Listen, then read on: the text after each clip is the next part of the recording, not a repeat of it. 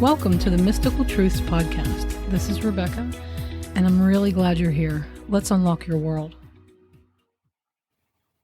Your most important relationship is actually not with Source, God, infinite intelligence, as you might have expected me to say. And here's how I came to know that truth. After listening to a client talk about her life and current issues, I asked her, "Do you think you're being hard on yourself?" And she said with confidence, "Well, no, it's not that." But we went on to discover it was exactly that. And she was what people would consider to be a successful, accomplished woman. But like anybody else, she had a lot of stuff going on in her life. And without realizing it, she was being hard on herself. She was so oblivious to it that it made me wonder, am I? Because it's not an obvious kind of thing. So I started self-checking. And yes, I found that I was being critical and hard on myself. Not in a noticeably negative way, but in a matter-of-fact, reality kind of way. And I think it's common. I think that it's an easy thing for us to do. I think it's a habit for maybe everybody, but at least most people. Because I thought, with all that I've learned, how am I doing this? Which then made me harder on myself for that thought alone. That's a critical thought. So that wasn't helping me, but I learned. It helped me learn. So it was, and it still is, a great transformational experience. It taught me that the most important relationship is with myself, because that's where Source is. That's where God, infinite intelligence, all it isness, Source energy, that's where it's at. It's right here where I am. If I'm not being loving and non-judgmental to myself, then I'm not being loving and non-judgmental to Source. That's it, right? And that means that we can't really be happy if we're doing that thing over and over and over. I was happy. I was being nice to others, but my relationship with myself definitely had room for improvement. Think about it. How often are you kind to yourself? How often are you critical about what you've done or what you're doing? How often are you complimenting yourself? So how do you know if you're inadvertently being hard on yourself and therefore getting in the way of your ease, which is your nature? And of course, there are the obvious things that people do. Being openly complaining, putting themselves down openly. But there are many less obvious, seemingly random ways that we're just not helping ourselves. One is by re-observing the past over and over and over. The thoughts that you just kind of seem to trip over as you go about your day, where you're thinking about the coulda, shoulda, woulda stuff. Just as you go about your day, something brings up a thought from the past, maybe a long ago past or recent past. And you have those thoughts of, what was I thinking? Or I should have been there for, I didn't do that very well. That was embarrassing. Or remembering a time when something didn't go well. Or how you thought you screwed something up. I think we have thoughts like this way, way, way more often than we should, and we spend too much time on them. It's okay when a thought like that pops up, something just triggers it or reminds you of something of the past. It's fine if something like that pops up, but what are you doing with it? Right? Are you going to continue to think about that? Or do you want to just change your thought? Let that go. Well, that was me back then. We're all learning. I learned a lot from that. And then just let it go as best you can. Because often we're not even interpreting situations the way others did. But even if we are, still got to let it go. It's not going to help you now to be hard on yourself about it, or to overthink it, or to worry. these things that we do, like self-blame and shame and humiliation and guilt, wasted energy, not helping you have your best relationship with yourself, and then, of course, source. Another way is by comparing who you are, or your body, your personality, your accomplishments, your family, your life, to others or to your past. We're supposed to be different. We're supposed to be ever-changing. And it's important to make your peace with that. So comparing who you are, what you look like, what your personality is like, what you think your issues are, how far you've come in life, comparing yourself and downing yourself for any of that, obviously is going to interfere with you. It's going to interfere with how good you feel, and then how good things work out for you. Because it's always an inside job. It always has to start right here where you're at. And then another one is like repeatedly telling yourself bogus stories that say things like, in a nutshell, I'm not enough. I'm not doing my best. I really should push myself and demand excellence because, that motivates me to be better. I'll perform better and improve if I criticize myself. That's not correct. That's like paddling upstream. Instead, praise yourself. Love yourself. Expect good things to happen for you because you love yourself, not because you're doing such a good job out there in the world. So all of this stuff is being hard on yourself. Like, I should be not eating this, doing more. Like those people. I should be happier. I should be a better example. Somewhere I'm not. I should be getting more done in a day. I should be healthier. I should be meditating. I should not be doing this. I should not be, but I'm doing it, but I should not be doing it. But I'm doing it, but I should not be doing it. That's all beating up on yourself. That's all making your experience here harder. Not because anybody else is doing it, but because you're doing it. Source says to us, and this is an Abraham Hicks quote. So this is Source saying, we want you to be nice to yourself. That's why you want a relationship. You want someone to be nice to you. So why don't you just be nice to yourself? Be nice to yourself and see what happens. And whether any of those things that I just mentioned are true or not, doesn't matter. You thinking thoughts about them is the real problem. It's making them true, first of all. And second of all, it's not taking you into a better place within yourself, which means you can't get to a better place with Source.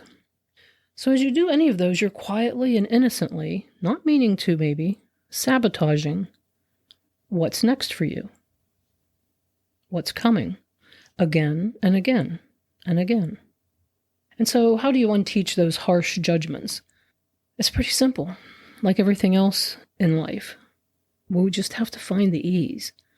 Like I always say, look for the honey. But now you're not looking for the honey out there in your experiences and other people. You're looking for the honey right here where you're at. Because that's the starting point of positive change.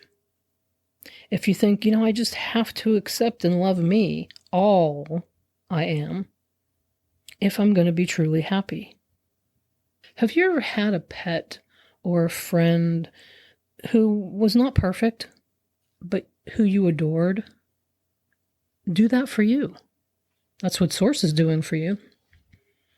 I know of a medical doctor who was not happy in his personal life, in his marriage, for a long time. And he met someone that he was happy with. And as much as he wanted to change his life, to make the changes, to be happier, to leave his marriage, and to build a relationship that felt better to him, as much as he wanted to do that, he didn't allow himself to do it. Even though he tried, because he was being so hard on himself about making a marriage vow that he no longer wanted to keep, about what other people would think. He had a big life. A lot of people adored him. He was a people pleaser. And so many other things about that. What his kids said, like, we'll never talk to you again if you do this. He was calculating so many different difficulties in how he could make this be, where he could have a life that was happy and please everybody else at the same time. This had gone on for a little while, a good while, and it was really tormenting him. Somebody referred him to me, and he just couldn't bring himself to connect with me. He listened to the podcast, loved it, but still just couldn't make that stretch to a life coach. He became very depressed and then suicidal.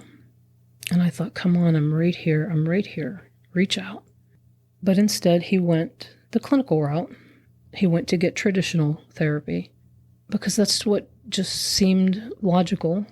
And within a short period after that, he took his own life. And I thought, and it's okay. It's okay. We can do that. We have that free will option to do that. And he's actually why I did the marriage and divorce episode. I don't think he ever got to listen to that one. But I thought that is just really a good example of how hard on ourselves we can be. To be so sure that you're not worthy enough of a solution, that you want to be happy, but you can't make everybody happy. So there must be something very wrong with you, and you just got to stop playing this game. And like I said, it's okay, but it doesn't have to be like that. We can be easier on ourselves, and we can be easy about what we're going through. There are always solutions. Another example, I read of a man who at 72 fell and was not able to get up. He laid there for 2 full days before calling 911. No food, no water, no comfort. And when they asked why, he said, because I was naked. And I thought, can we just love ourselves enough that we don't care what other people think? That we can care about our comfort and our well-being so much that we don't care what other people will think about how we look or the condition that we're in. I listened to a woman talking about her near-death experience who said she was bulimic and then addicted to diet pills for about 12 years until finally the medication kind of killed her. She had that near-death experience. And she discovered that she had been so hard on herself for so long because of other people's projections and then her own projections, her own thoughts about herself. Because of what she thought other people thought, life became very, very difficult for her. But a good relationship with herself would have made what other people think irrelevant. It would have made it something that she wasn't so quick to give her attention to and then to give her well-being over to. But after her near death, she was inspired to love herself and make a happy life for herself. And this being hard on herself stuff, I've done it, of course, I do it. We all do it at times, or at least a little. We're in this world of contrast. It's going to happen, right? But many people do it a lot and constantly, and therein lies the problem. So what do? Some recommend release writing, where for 3 to 5 minutes, you write about all your pent-up frustrations and then let them go. I don't think that's a good idea, because what we give our attention to becomes more present in our lives. So if you're going to do something like that, do it for 17 seconds or less, because after that, it starts to become something in your life. So instead of giving your attention to all your frustrations and your pent-up stuff, punching a pillow or whatever, it may have some value to it, but it doesn't really have the value that we're looking for here. Instead of giving your attention to that stuff, give your attention to anything that feels better. Let's say you're frustrated because you want to write a book and it's just not happening. And so you're being hard on yourself about it. That's not going to help you write the book, right? Instead, think thoughts like, I may at some point write that book. I know I have something I want to say. I know I have a story I want to tell. Maybe if I just get easy about this, the words will flow. Another technique I've heard is putting a name to your negative voice to put distance between that human negative part of you and who you truly are. So you could name that negative you, negative Nick or Jerko or something like that. But I think, are we trying too hard at that point? Again, we're labeling and owning that negative part of us and letting it be the problem. So yeah, it does distance you a little bit from it, but you're still looking at negatives and you're still owning that ability to be that negative on yourself. So how about if you just talk nice to yourself? Your most important relationship is with yourself. So number one, let yourself off the hook because you're the only one that can do that. Source isn't judging you or being hard on you at all. So be curious and say things to yourself like, this is a big world with a lot going on. Have I gotten so involved with it that I'm forgetting who I am? Is this a time when I can begin to reconnect with myself? I'm glad I'm having these thoughts. It's okay to learn through contrast. And it's okay that I've been hard on myself. I will just be doing that a lot less from now on. And less and less and less on purpose because I can. I don't have to be perfect at it, but I want to get really, really good at it. Because what's the payoff here? It feels good. And then it becomes good stuff. Physically, mentally, externally in your life. It becomes that. So another one is be kind to yourself. Just be nice. Be kind to you. Because honestly, you're not even going to evoke much kindness from others if you're not kind to you first. So learn to love all of you. Just think about that. We were meant to be different. We know that. So honor this different human body, personality, intellectual level, and wherever you're at right now. Because that's always changing and progressing. And you get to decide the amount of ease in that. And so be kind to you before, or at least as you end a marriage, or come out of the closet, or contemplate ending your physical life, before you blame others, before you start a new day, before you go to sleep, before you go to work. Do it before and as you're going about your life. Because like I've always said in these podcasts, you're always thinking anyway. So find nice things to say about yourself. And then you'll find people saying nice things about you actually too, because it sort of ripples out there. And now instead of people criticizing you or looking at you sideways, you're going to get more acceptance back, not because they changed, but because you changed. I mean, don't you know really that you're an amazing person? That you're a loving soul? You know that, right? We all can feel that if we want to. You've had that little voice inside you all along that is just adoring you and wondering why some people don't adore you like that too.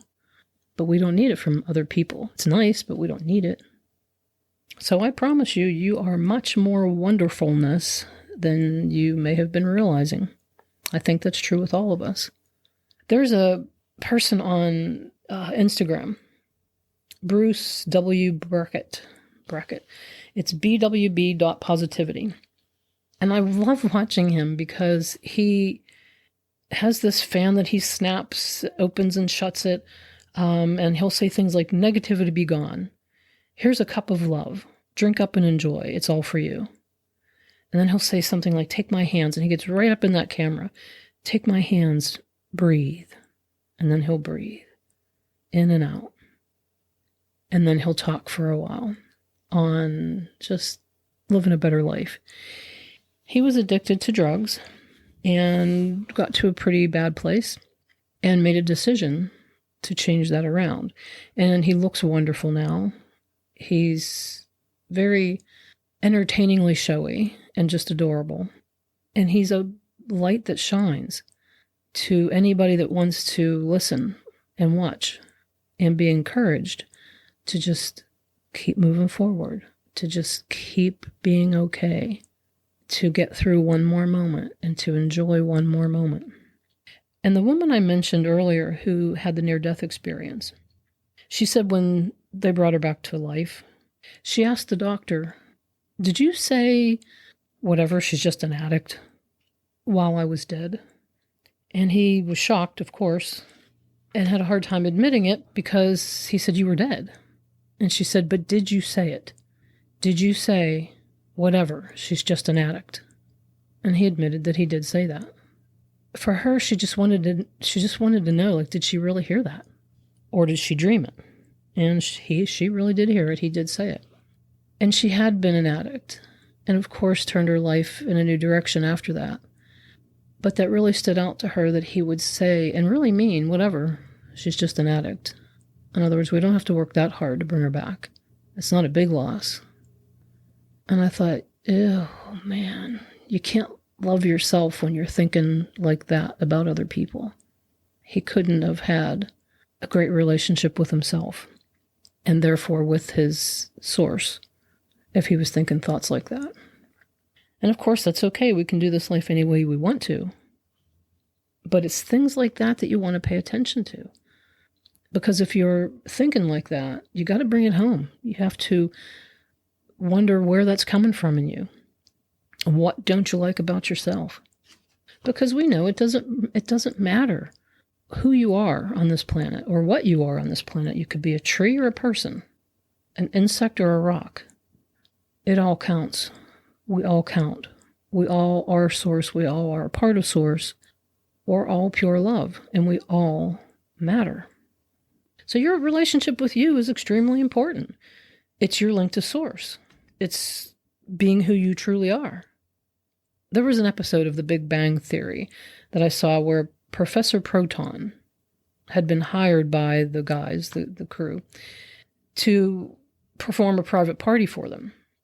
And he was being pretty down on himself because he was being tired of being just Professor Proton, which wasn't even a thing anymore. He was doing kids' parties now, and made him feel even worse. He said, I have a degree. I'm really a scientist.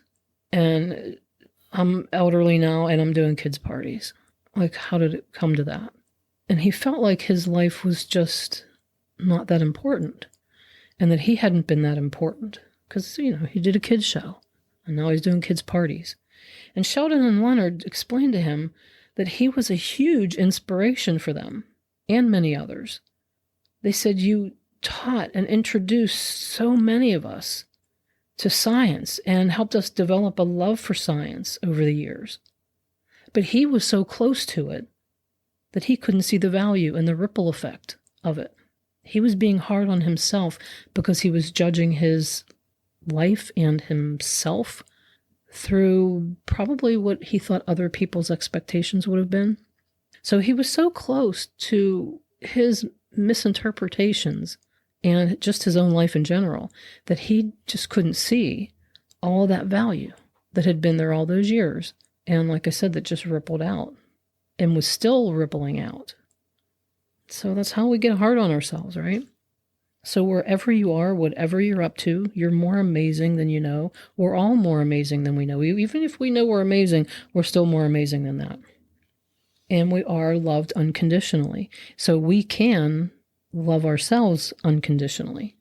So just stop for a minute, even right now. But as you go about your day, even just stop, take a nice deep breath. And feel who you really are. Sit in love. That's a wonderful substitute for meditation. If you're not a meditator, if it's just not ringing your bells, sit in love. What does that feel like? It's who you are, so you will be able to sit in love and decide that no matter what anyone else thinks or says or does, you are going to be easy on you. And you're going to love you. All your quirks, all the shortages you believe you have, You'll just adore them, just like Source does. So like everything else that I teach, this is easier than it seems. If we just find that ease, look for the honey inside of ourselves. What are the good parts about you? Just doing that, you're building a better relationship with yourself. You're being easy on yourself. You're loving yourself. Your life will show that. Your life will improve. You will feel good. I love you, and I don't even know most of you that are going to listen to this. I love you because I love everything. And that means everything, because everything has its place and its purpose, even if I don't like it. So I can be easy on life. I can be easy on myself. That's being one with Source as best we can in this physical experience. So if any of this makes sense to you, but you need a little help in getting there, I gotcha. You can find me at mysticaltruths.com.